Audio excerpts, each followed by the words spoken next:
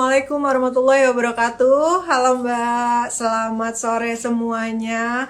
Jumpa kembali dengan saya Nina Nugroho di Jumat sore hari ini. Masih puasa ya.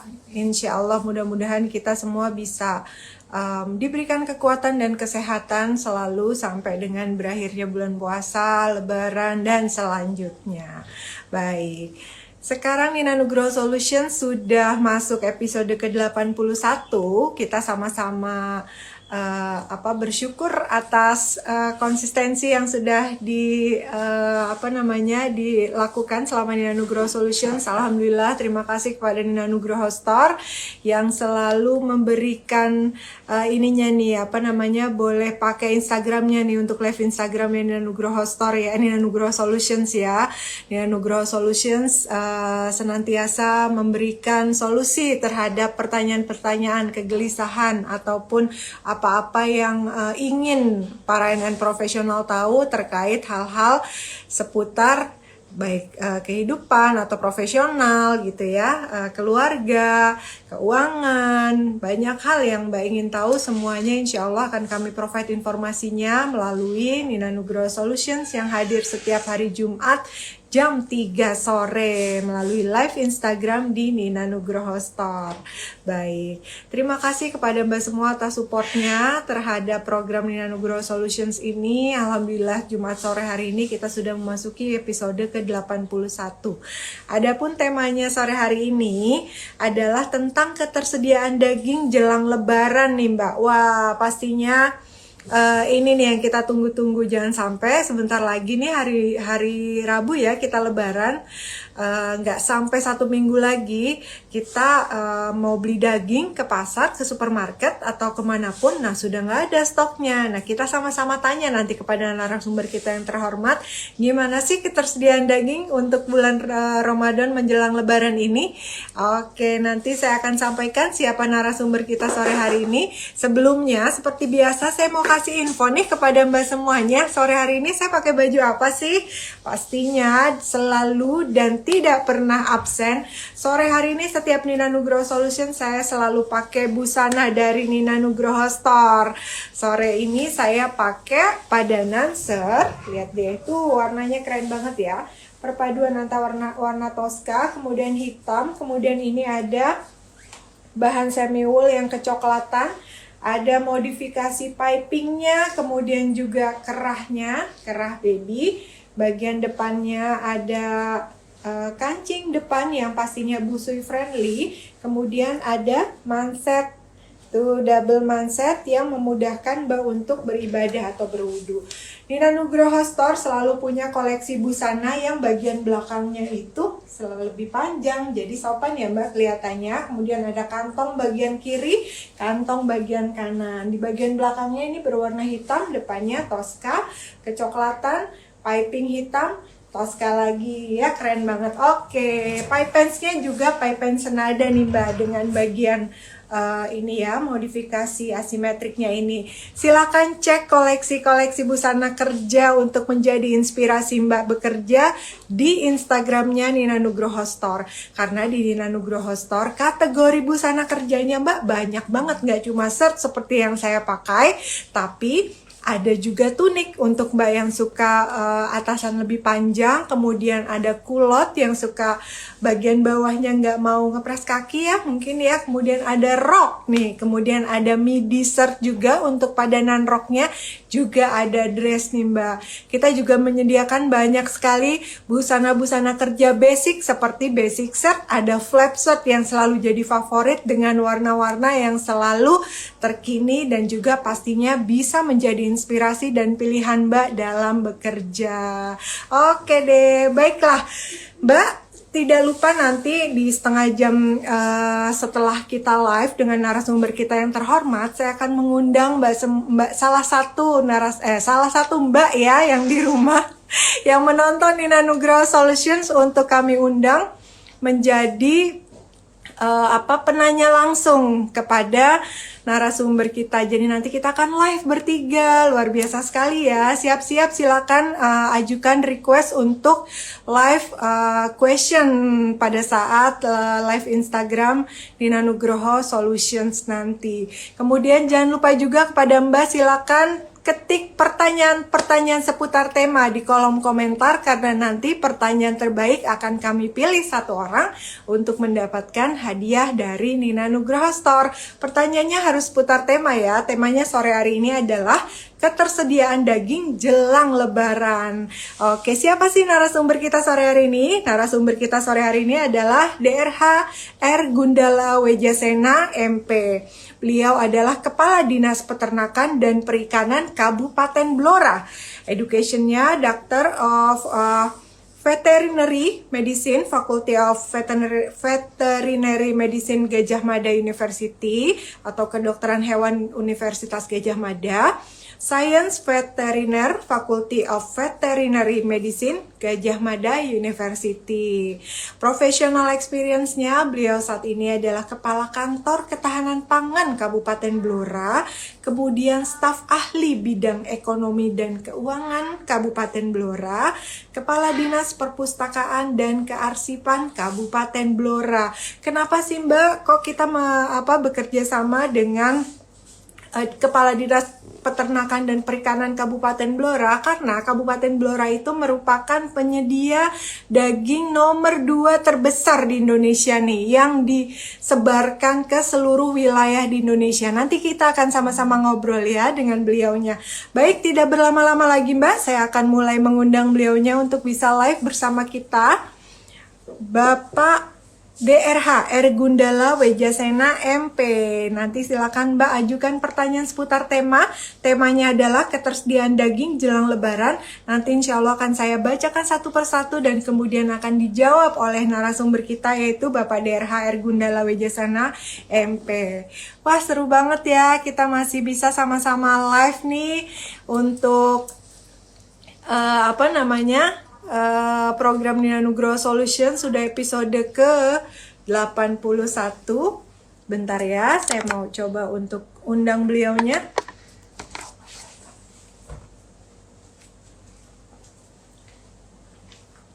Ya.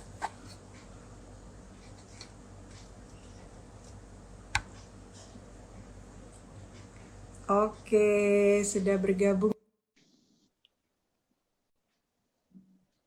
Makasih Mbak yang sudah bergabung nonton dengan setia live Instagramnya Nina Nugroho Solutions yang hadir setiap hari Jumat jam 4 sore. Selamat sore, Assalamualaikum Pak. Salam. Iya, apa kabar Pak? Pripun kabare? Api. Alhamdulillah. Iya, alhamdulillah. Sehat-sehat ya Pak. Iya Pak. Yang penting kan kita sehat, yang penting yang paling utama. Betul. Iya betul Pak. Yang penting sekarang itu sehat dulu deh. Masya Allah. Terbayang ya Pak dengan kondisi pandemi seperti ini. Ya, mudiknya kapan saja ya. Nah betul tuh para nelayan profesional semua. Seperti yang disampaikan Bapak R. Gundala Wejasena, mudiknya kapan-kapan saja. Kalau misalnya mau ketemu orang tua ya di luar waktu Lebaran mungkin ya Pak ya, supaya tidak berdesakan di jalan, sehingga kita tidak dengan dengan tidak sadar ternyata jadi carrier untuk orang tua kita tercinta di rumah. Aduh, Masya Allah, jangan sampai ya Pak ya. Sama-sama kita menjaga kesehatan dengan menerapkan protokol kesehatan. Betul. Tapi sekarang kan tidak pakai masker ya ini ya, kan tidak usah pakai masker ya. Iya betul Pak, di dalam ruangan ya Pak, di dalam rumah ya. Saya juga lagi ada di ruangan saya nih Pak, jadi nggak pakai masker. Bapak juga ya di rumah ya? Iya. Iya Pak, terima kasih banget Pak sudah berkenan untuk diundang di Nina Nugroho Solutions. Ngobrol-ngobrol sore hari ini, temanya ketersediaan daging jelang Lebaran. Makasih banyak. Bapak monggo barangkali mau sapa-sapa para nelayan profesional, Mbak di rumah yang nonton nih, silakan Pak. Ya, Assalamualaikum warahmatullahi wabarakatuh. Selamat sore teman-teman semua. Perkenalkan, saya Gundala Wisesena. Kebetulan saya diundang oleh Kak Nina untuk bincang-bincang pada sore ini sambil menunggu berbuka puasa ya Mbak. Ngabuburit sambil ngobrol. Bisa memberikan informasi yang positif. Ya. Walaupun sebenarnya saya kan orang pelosok ya, orang pelosok diundang orang ibu kota dan sebenarnya agak minder juga. Aduh, Masya Allah. Pelosok tapi ngasih suplai daging ke seluruh Indonesia ini Pak. Luar biasa. Berasa. Terima kasih banyak loh Pak. Masya Allah. Berkenan untuk ngobrol sore hari ini. Iya. Pak, bulan Maret lalu Dirjen Peternakan dan Kesehatan Hewan Kementerian Pertanian dan Dirjen Perdagangan Dalam Negeri Kementerian Perdagangan mengunjungi Blora nih Pak katanya ya untuk meninjau persediaan sapi memasuki bulan Ramadan dan jelang Hari Raya Idul Fitri. Kunjungannya hasilnya gimana Pak? Siapkah atau gimana Pak? Kunjungan Pak Dirjen Peternakan dan Kesehatan Hewan Kementerian Pertanian, itu kemudian bersama dengan Pak Dirjen Perdagangan Dalam Negeri Kementerian Perdagangan, kemudian bersama dengan PT Berdikari. Jadi intinya adalah bahwa beberapa akhir waktu ini kan Australia itu mungkin karena habis kebakaran atau apa sehingga tidak mengekspor lagi sapinya ke Indonesia, dan kalaupun mengekspor itu mahal. Oleh sebab itu mau bagaimana kalau kita cari pada sapi-sapi lokal. Selama ini kan sapi yang dipotong di Jakarta itu kan sapi impor semua. Ya tidak semua, bagian besar kan adalah sapi impor. Karena apa? Karena konsumen daging sapi itu paling banyak kan orang Jakarta, ya Jabodetabek lah, jadi paling banyak. Nah, oleh sebab itu diperkirakan kalau makan sapi atau daging sapi, bukan makan sapi ya, nanti serem ya kalau makan sapi, makan daging sapi lokal, maka sapi kita semuanya akan habis dimakan orang Jakarta. Oleh sebab itu kita mengimportasi dari luar. Karena ada kendala area tersebut, kemudian dicobalah melihat atau safari dari Pati, Rembang, Blora, kemudian Solo Raya, itu seperti Boyolali, Karanganyar, kemudian ya Solonya sendiri, itu praktek, itu melihat apakah sebenarnya di Indonesia itu ada sapi apa tidak gitu, apa betul di Blora itu ada sapi, apa betul di Boyolali ada sapi, kalau ada apakah kemungkinan nanti dari BUMN-nya pemerintah, kan namanya PT Berdikari, itu bisa langsung membeli dari baik itu mungkin Blora, Pati atau mungkin Boyolali. Oleh sebab itu mereka ke sini dan melihat bahwa sapi-sapi kita ya lumayan lah, sapi di Blora ya banyak ya. Di Pati juga seperti itu. Apalagi kita tahu bahwa di Blora itu populasi sapinya 267.000, banyak ya, 207.000 ekor. Nah, umpama diperkirakan ya separuhnya itu jantan, itu sudah berapa?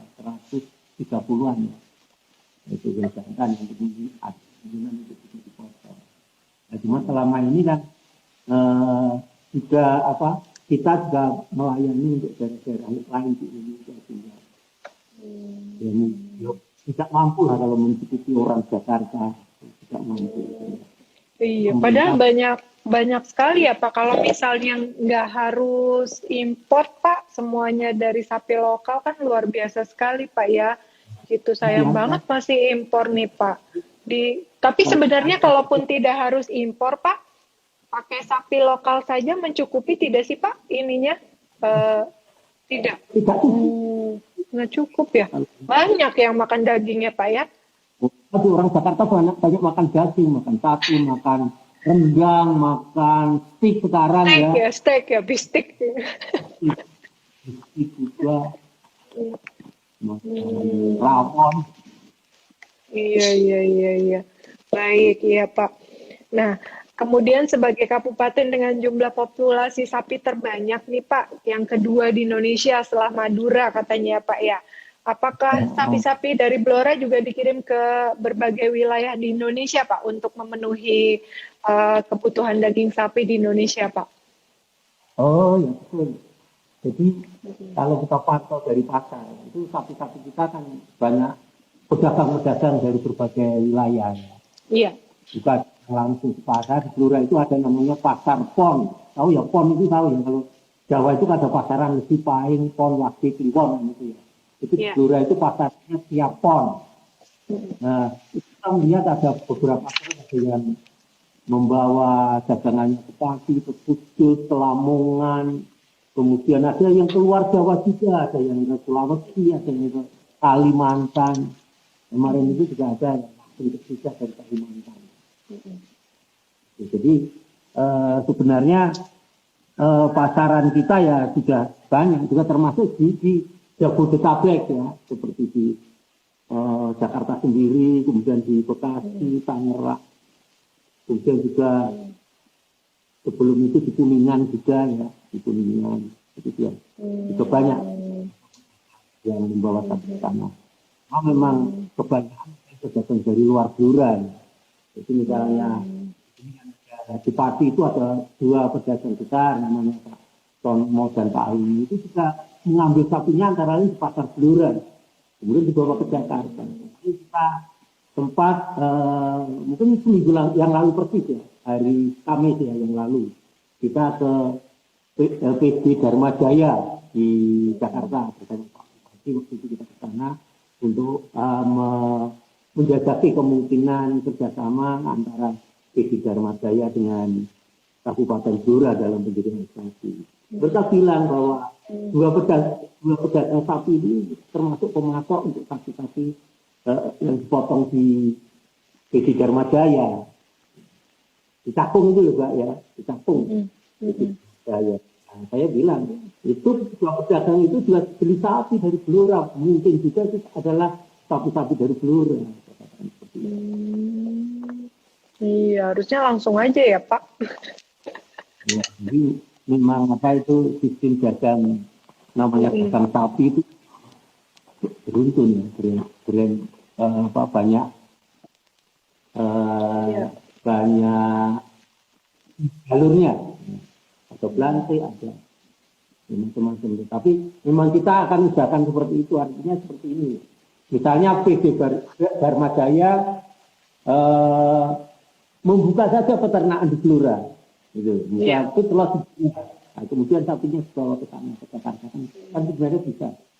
Nah ini kemarin kita jajaki dan barangkali nanti bulan depan atau habis Lebaran kita akan kumpulkan para peternak juga dengan PD Dharma Jaya dan juga dari pihak perbankan yang barangkali akan memberikan pinjaman misalnya ya, untuk pendanaannya mungkin bisa lebih intensif di dalam pembinaan peternakan di Kabupaten Blora ini sehingga bisa lebih modern ya. Karena selama ini peternakan di Blora mayoritas adalah masih sangat tradisional. Dan memang hampir tiap rumah itu ada sapinya. Tetapi mereka masih sangat menganggap sapi itu sebagai istilahnya rojokoyo. Tempatnya pun karena sebagai raja di depan, di ruang tamu. Jadi kalau kita bertamu kepada seorang peternak, biasanya disambut juga oleh sapinya. Kalau kita dikasih makan, dia bilang, mau.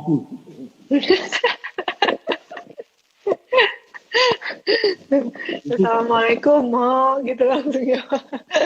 Saking ada di ruang tamunya sapinya ya Pak. Baik, iya Pak. Kemudian Pak, pasokan daging sapi dari Blora untuk Jakarta selama ini sudah memasok seberapa banyak sih Pak? Apakah kalau secara presentase gitu Pak, berapa persennya nih dari kebutuhan total daging sapi di Jakarta Pak? Ya kalau kita melihat ya, kalau kita hitung dari perdagangan yang kita perkirakan, itu tidak banyak. Dari Blora itu ke Jakarta tidak banyak. Jadi dari 10.000 ekor itu per tahun dikirim ke dapat diprediksi bahwa jumlah daging yang dihasilkan dari pengiriman ternak tersebut berkisar sekitar 1.840 ton. Sementara kebutuhan DKI sendiri 17.243 ton per tahun dan Blora hanya mensuplai 1.840 ton. Ini sekitar 10,67%. Jadi hanya sekitar itu, sekitar 10,67%. Selainnya adalah dari sapi impor. Mungkin ya yang sudah dipelihara oleh para peternak mungkin di Lampung atau di Tangerang atau di mana itu kan banyak yang sapi-sapi impor bakalan membesarkan di Indonesia karena dari kita. Terus kita yang 10,67%. 10,67%. Kalau total kebutuhan di Indonesia itu yang disediakan oleh para peternak sapi di Indonesia ya lokal gitu ya Pak ya, itu memenuhi berapa persen ya Pak, dan harus berapa persen untuk impor Pak, kira-kiranya gitu Pak, barangkali punya datanya. Begini ya, kalau menurut Kementerian Pertanian, jadi Kementerian Peternakan dan Kesehatan Hewan, bahwa kebutuhan daging sapi secara nasional itu sangat banyak. Tahun 2021 itu mencapai sekitar 696.956 ton. Wow. Jadi sehingga rata-rata kebutuhan daging sapi setiap harinya di Indonesia diperkirakan 1.909 ton. Sedangkan potensi produksi daging sapi di Kabupaten Blora kurang lebih hanya 9.200 ton, 9.200 per tahun ya. Jadi dari total kebutuhan secara nasional, Blora mempunyai potensi untuk menyumbang stok daging nasional sekitar 1,3% saja. Jadi ini sedikit ya. Dari total kebutuhan daging secara nasional per tahun. Tapi kan ada daerah-daerah lain. Seperti Grobogan itu ya banyak, Wonogiri juga banyak sapinya, kemudian di Pati juga banyak, di Rembang, kemudian di Jawa Timur, di Lamongan, Tuban itu kan juga banyak sapinya. Juga termasuk di Madura. Kemudian selain itu juga dari NTT. NTT itu juga banyak sapinya. Jadi sapi-sapi Bali yang ada di NTT. Jadi dari sapi lokal sendiri sebenarnya banyak juga yang banyak juga, tapi masih kurang ya Pak ya, masih tetap harus sudah banyak dari sapi lokal, tapi masih kurang ya Pak ya. Kurang. Iya. Baik. Kemudian Pak, nah ini nih yang ditunggu-tunggu oleh para nelayan profesional semua. Berarti untuk stok Lebaran ini cukup nggak nih Pak kira-kira daging yang ada di Jakarta? Apa saya nanti pas Lebaran nggak makan daging ya Pak ya? Apa gimana nih Pak? Seminggu yang lalu Kamis itu saya datang ke Dharma Jaya di Cakung itu yang menyediakan daging untuk Jakarta ya. Itu saya melihat itu kuantumnya besar, mungkin ribuan sapi lah gitu. Bukan itu banyak 1 minggu setelah itu dipotong. Itu banyak. Saya kira tidak ada masalah. Saya tanyakan kepada Pak Dirut ya itu. Bagaimana untuk saya tanya. Kalau tidak ditanya saya kan tidak bisa jawab. Jadi untuk kebutuhan Lebaran ini di Jakarta, saya kira cukuplah kalau untuk Jakarta. Ini tadi saya baru dipanggil Pak. Ya, ini juga membicarakan masalah ketersediaan daging di Jakarta. Begitu kata Pak Dirut. Iya. Berarti sejauh ini, ya Pak? Iya. Ya, itu. Jadi cukuplah. Kalau untuk Blora sendiri, sudah cukup karena di Blora sendiri kan masing-masing rumah udah punya sapi ya Pak ya? Ya, kan hanya sedikit kebutuhannya paling. Biasanya kalau hari biasa kan untuk Blora itu hanya 12 ekor. Agak apa itu? Kering. Puasa. Puasa ya Pak. Sabar Pak. Jadi kan, Sampai ludah aja udah nggak ada ya Pak. Keringnya. kalau lebaran paling hanya naik jadi sekitar 20 ekor ya. Iya. Iya, iya. Iya. Pak, maaf suara saya delay atau tidak ya Pak ya? Suaranya jelas sekali. Bagaimana dengan suara saya? Oh, Bagaimana ya? jelas. Ya. Iya, suara Bapak kadang jelas, kadang jauh, kadang dekat, kadang jauh gitu Pak. Kalau saya begini jelas ya kalau jauh. Kurang deket kayaknya Pak. Non sewu, agak. Nah, ya gitu aja mungkin ya Pak ya. Capek kalau pegang, saya mundur lagi Pak. Iya, iya baik Pak. Kemudian kenapa nih Pak? Saya tanya terkait ketersediaan sapi untuk nanti Lebaran, daging sapi untuk nanti Lebaran gitu ya Pak ya. Ya, alhamdulillah banget kalau misalnya stoknya mencukupi. Artinya kan nanti ya harga daging sapi di pasaran ya masih, ya kalaupun naik nggak terlalu signifikan kali ya Pak ya. Nggak kayak harga cabai nih kemarin-kemarin. Sampai kalau saya beli bakso, beli apapun nggak ada yang pedes Pak sambelnya. Saking cabai mahal banget kan Pak. Tapi kan sapi pernah murah ya, tapi pernah murah. Pernah hanya 5.000 di tempat petani. Jadi seperti di Blora ini kan termasuk produsen sapi. Suatu saat panen raya, susah jualnya. Sehingga para petani menjual dengan semurah-murahnya rugi itu. Makanya kita, para dermawan kita anjurkan untuk membeli langsung ke petani dengan harga yang break-even pointnya masuk. Ya. 15.000 lah beli. Dan kita beli 15.000 lah langsung dari petani. Kasihan mereka.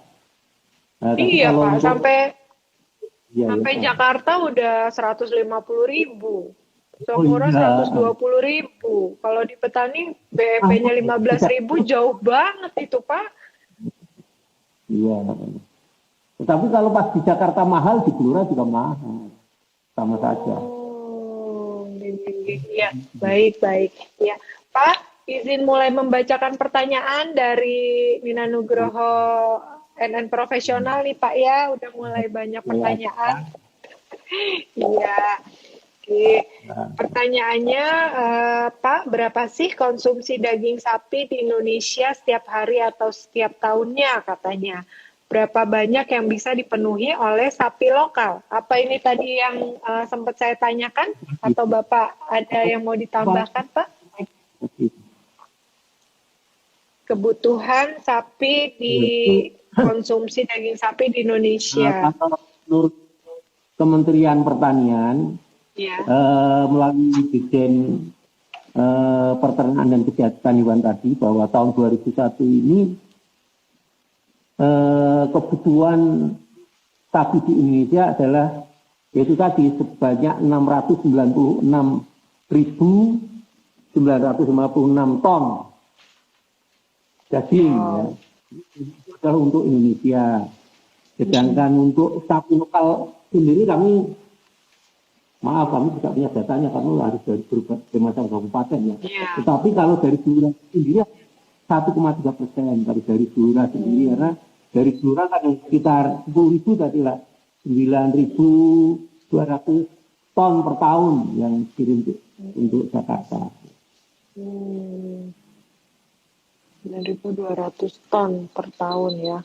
Wow, ini udah banyak banget tapi masih kita 2,56 kilogram per tahun. Jarang ya.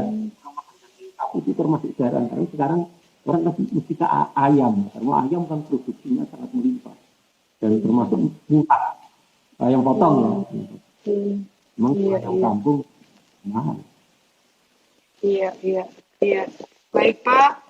Terima kasih pertanyaannya, semoga menjawab. Kemudian pertanyaan selanjutnya Pak, dari Dara Hajida, butuh waktu berapa lama Kementan menyiapkan stok daging yang akan didistribusikan untuk Lebaran katanya Pak?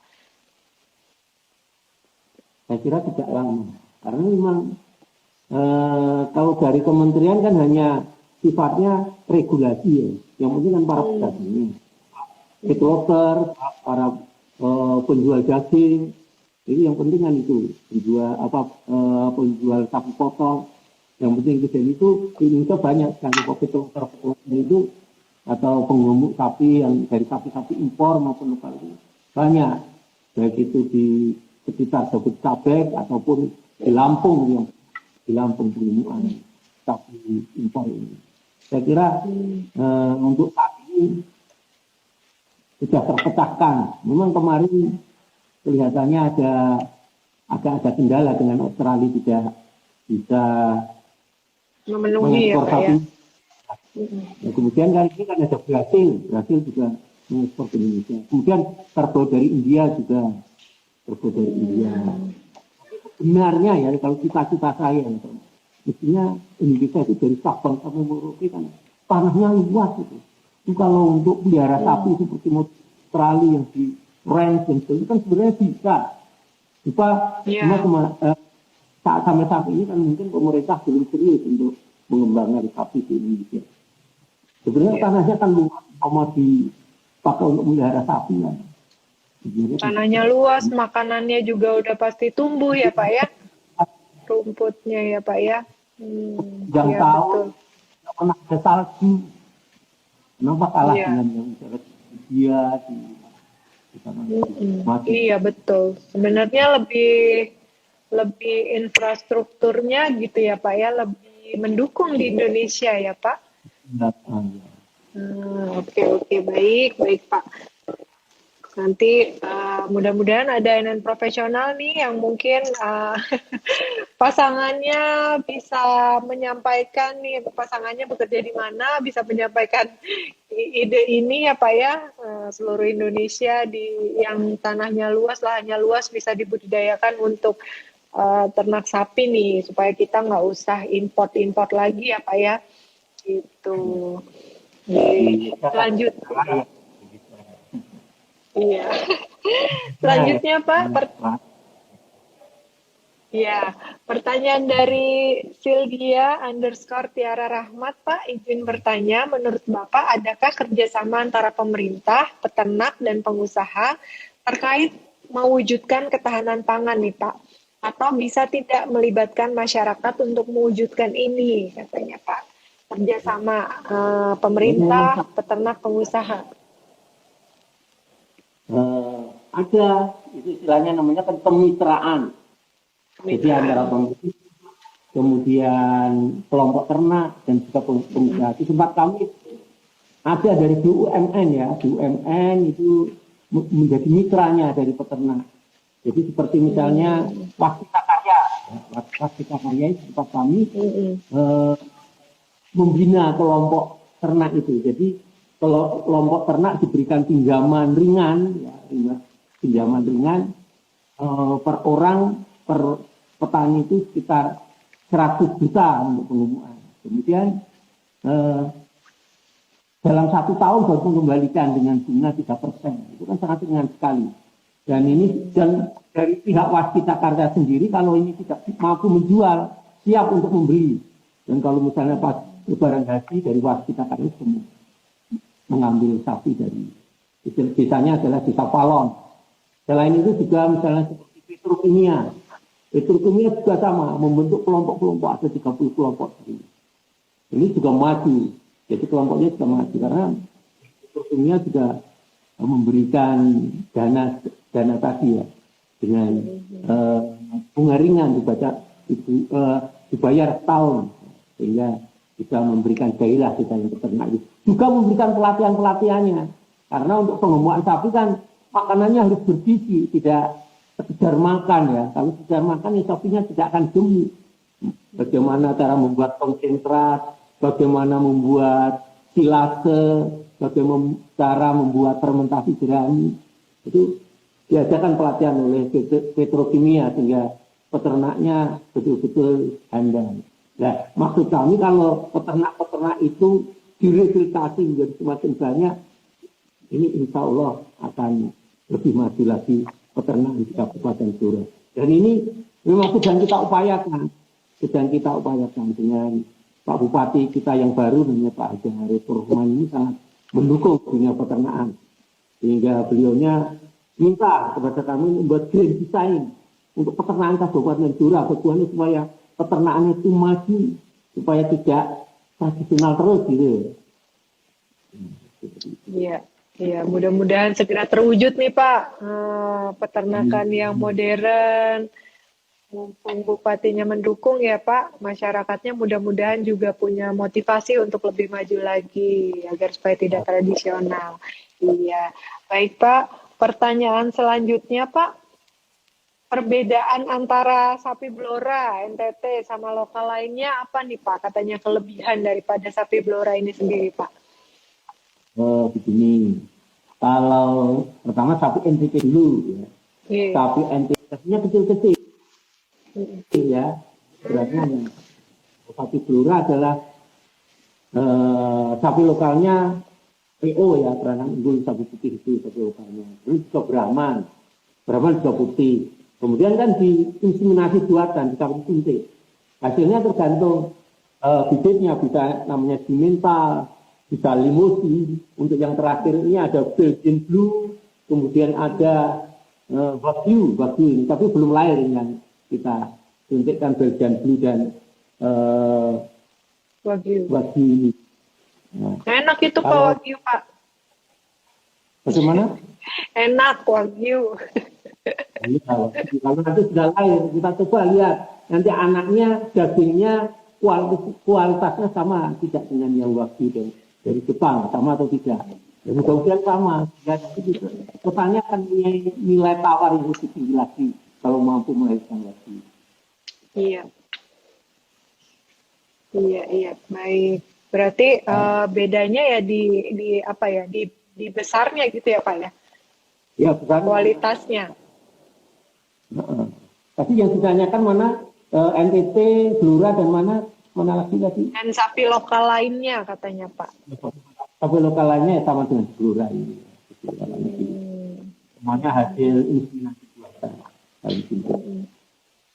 Jadi sapi lokal di cross dengan sapi-sapi yang unggul. Ya, baik Pak. Pertanyaan selanjutnya nih Pak, dari Wahyu Widise, waktu itu sempat nonton acara TV peternakan sapi yang sapi-sapinya itu diputarkan ayat-ayat suci Al-Quran, ada pengaruhnya nggak ya Pak sama si sapi sendiri dengan rasa dagingnya katanya Pak? Ya. Mungkin juga seperti itu. Jadi memang sapi itu butuh kasih sayang sebenarnya. Sapi yang stres atau ketika mau dipotong itu dijegal sama itu atau digebuk dengan sapi yang misalnya istilahnya dipingsankan dulu atau memakai box gitu ya, sehingga tidak dijatuhkan menderita, itu lain katanya seperti itu. Dan seperti pembacaan ayat-ayat suci Al-Quran tadi itu membuat tenang. Itu kalau suaranya bagus ya, membaca ayat Quran bagus. Kalau suaranya teriak-teriak sama saja. Seperti sapi bagus tadi ya, kamu itu kan meliharanya di kasih misi juga, kemudian tempatnya kasih air. Jadi tinggal sapinya nyaman. Kalau nyaman, dagingnya seperti ini. Kalau tidak nyaman, misalnya punya dalam keadaan stres, waru-waru ditarik-tarik itu potong, itu kan akan muncul histamin. Ya, histamin di dalam tubuh sapi itu. Nanti kalau kita makan, tubuh kita akan menciptakan antihistamin, histamin di tubuh kita, terus bisa alergi orangnya, bisa diare dan sebagainya.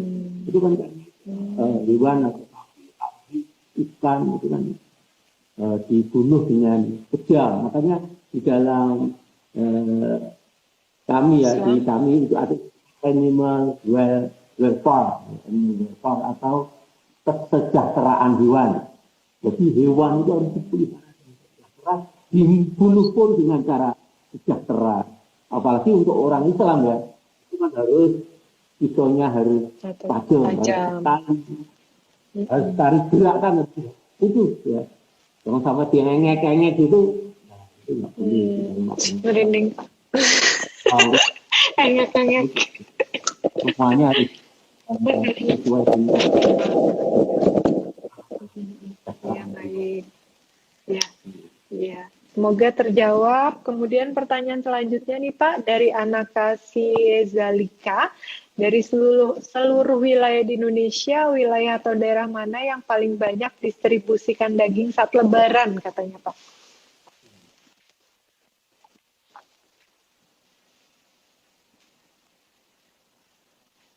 Ya, ketika aja orangnya yang banyak makan daging. dari mana Pak? Hah? Yang paling banyak kan DKI yang makan daging. Oh, maksudnya ini apa namanya? Oh iya ya, mana yang paling banyak didistribusikan? Iya, DKI betul. Dari tadi memang terbesar ya Pak, se-Indonesia orang Jakarta itu pada makan dagingnya ya Pak ya, paling banyak ya Pak ya. Hmm. Berarti saya nggak termasuk di dalamnya Pak, saya jarang-jarang ini makan daging, bukan orang DKI. Oke.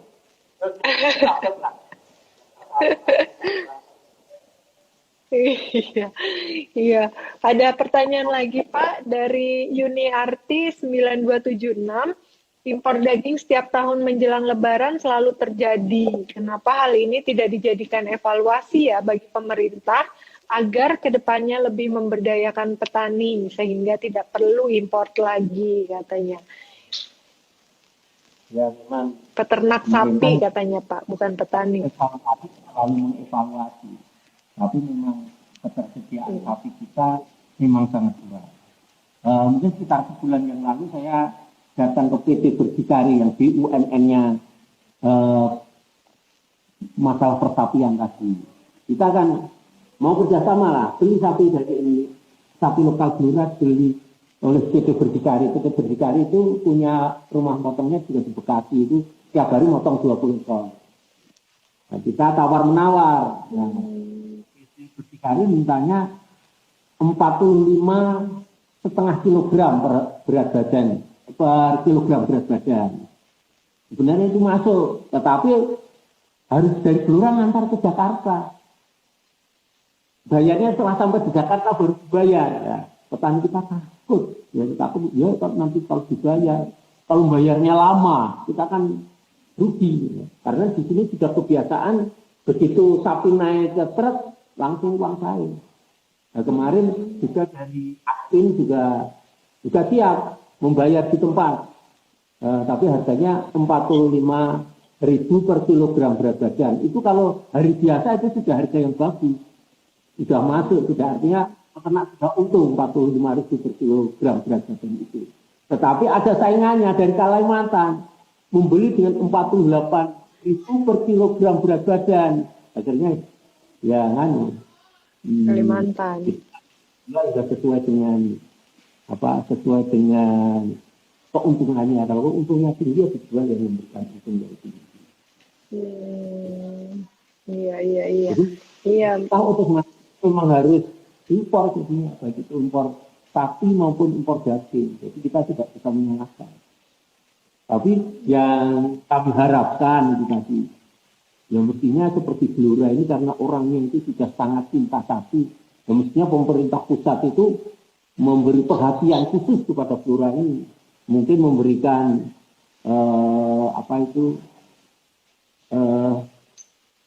paling tidak misalnya pinjaman dengan dana yang dengan bunga yang murah atau sampai 0%, sehingga bisa berkembanglah peternakan di Blora ini.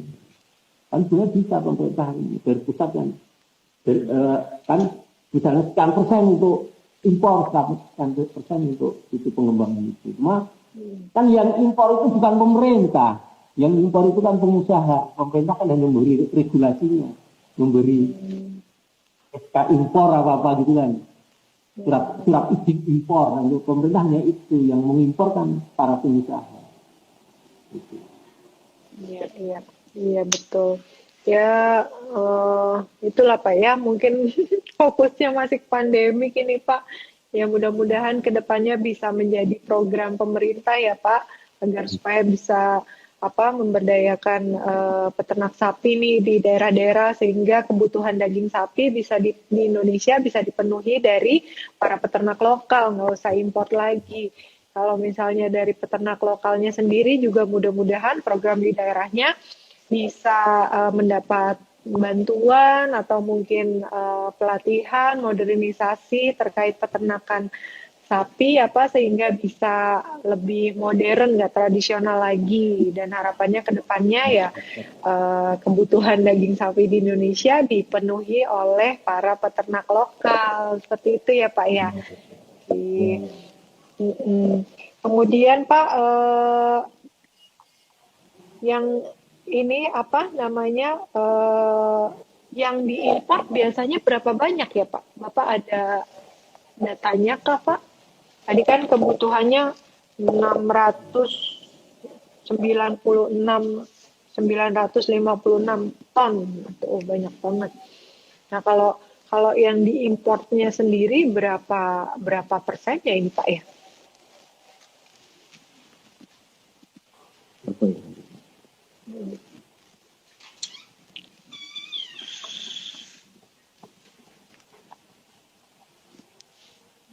Nah, ini impor dari pemerintah ya. Dari pemerintah itu sekitar 502.000 ekor. Jadi hampir seluruhnya impor ya.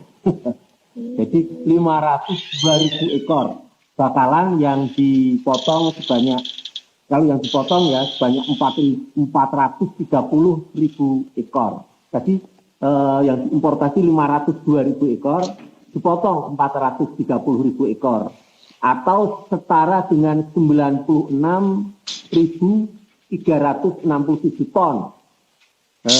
Dan impor daging sapi kerbau sebanyak 185.500 ton. Jadi banyak sekali yang diimpor.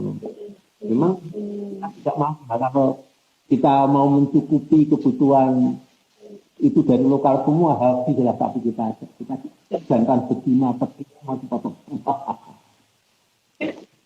Iya, terakhir nih Pak, sebelum kita berpisah, mungkin terakhir pertanyaan dari saya, apa saja yang dilakukan Dinas Peternakan untuk memastikan produksi daging mencukupi dan aman untuk dikonsumsi saat Lebaran nih Pak?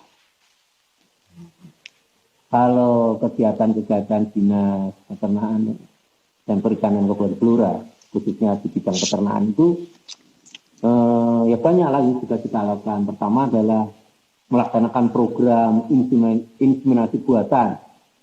Jadi sapi-sapi itu betina-betina kawinnya tidak dengan sapi, dikawin dengan kawin suntik. Hampir semua kawin suntik karena rata-rata peternak sudah tahu bahwa sapi kawin suntik itu lebih baik daripada dengan kawin lokal. Kemudian kita sendiri punya namanya balai inseminasi buatan yang punya laboratorium yang membuat benih tadi atau semen beku atau sperma yang sudah dibekukan. Kita punya sendiri, walaupun kita sudah memakai dari tempat-tempat yang lain. Kemudian menjalin kerjasama dengan pihak pabrikan untuk memberikan kredit usaha peternakan, yaitu dengan Bank Jateng, misalnya Bank BRI, Bank BNI, dan perusahaan swasta untuk memberikan CSR-nya yang mendukung permodalan usaha peternakan seperti tadi saya katakan PT Waskita Karya dan PT Petrokimia Gresik.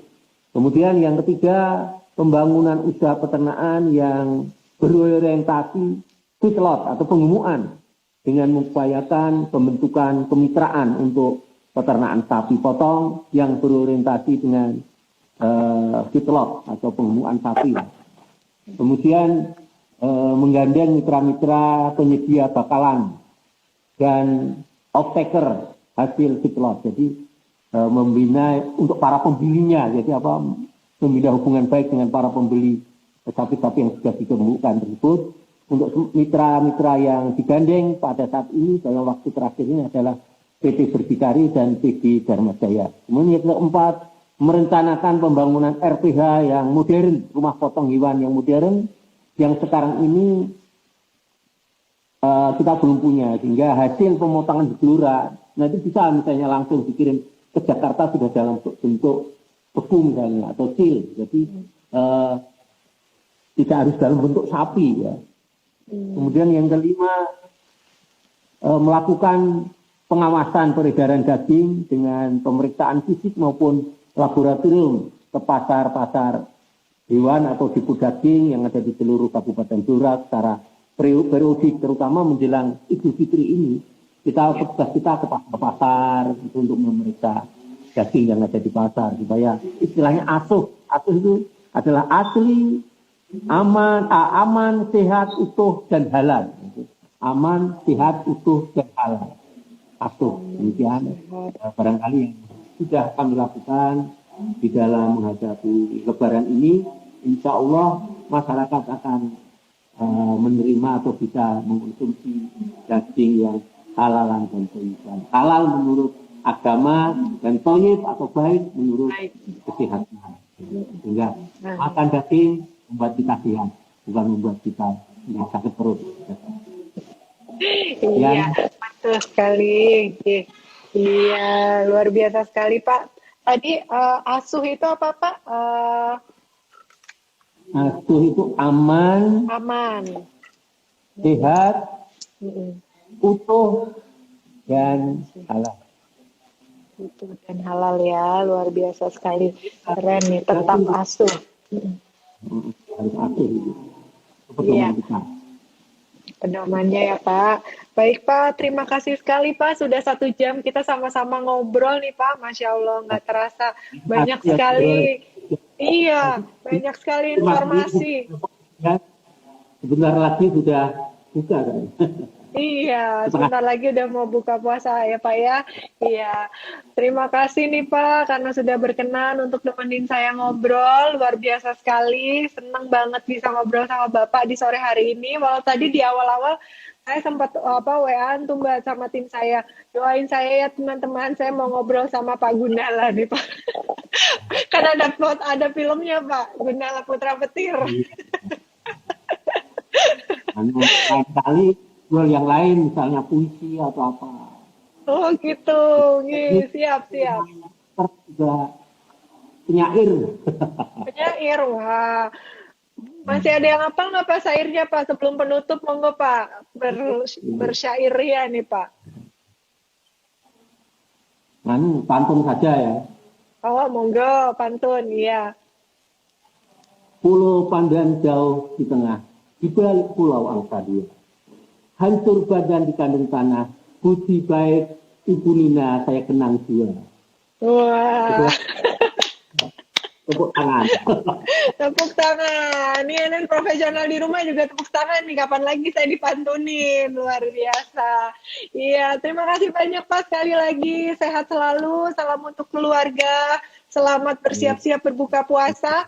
Mohon maaf Pak apabila ada kata-kata saya yang tidak berkenan atau pembawaan dalam saya membawakan acara ini ada yang kurang-kurang, pastinya banyak yang kurang ya Pak, karena kesempurnaan itu hanyalah milik Allah. Terima kasih banyak. Salam untuk teman-teman, rekan-rekan di sana Pak. Mudah-mudahan sehat selalu.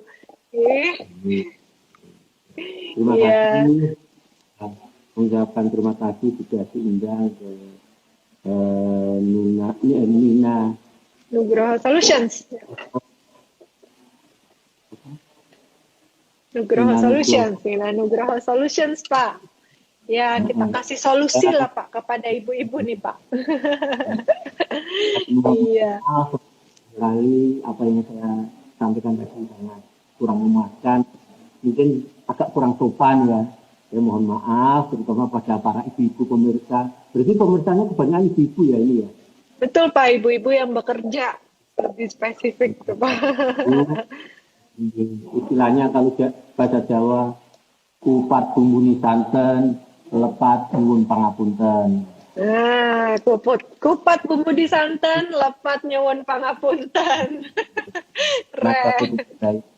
Wassalamualaikum warahmatullahi wabarakatuh. Waalaikumsalam warahmatullahi wabarakatuh. Makasih Pak. Salam sehat selalu. Monggo Pak silakan bisa meninggalkan room live Instagramnya. Barangkali Bapak mau melanjutkan aktivitas selanjutnya. Salam sehat selalu Pak. Amin.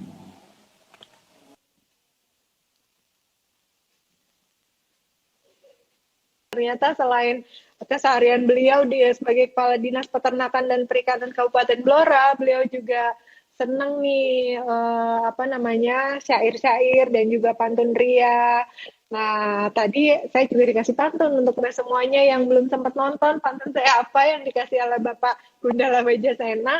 Silakan jangan lupa tonton IGTV-nya Nina Nugroho Store. Setelah ini langsung tayang ya.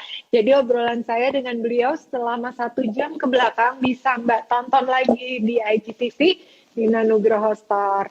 Baiklah. Sebelum upload ke IGTV, nah saya mau mengumumkan siapakah pemenang untuk NN Solutions atau Nina Nugroho Solutions episode 81 hari Jumat tanggal 6 Mei 2021 dengan tema ketersediaan daging jelang lebaran, narasumber DRH R. Gundala Wejasena MP. Pemenang untuk penanya terbaik adalah Dara Hajidah. Pertanyaannya, bedanya apa ya Pak antara sapi Blora, NTB atau sapi lokal lainnya dan apakah keunggulan daripada sapi Blora? Tadi sudah dijawab semuanya oleh Pak Gundala.